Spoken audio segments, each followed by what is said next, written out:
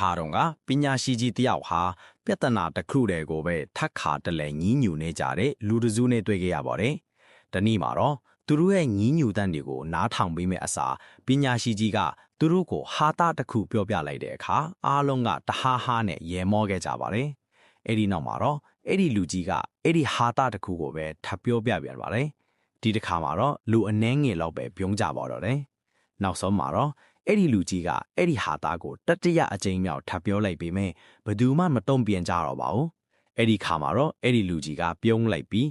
ခမားတို့ဟာသားတစ်ခုတည်းကိုတစ်ကြိမ်ထပ်ပို့ပြီးမရေကြဘူးလေ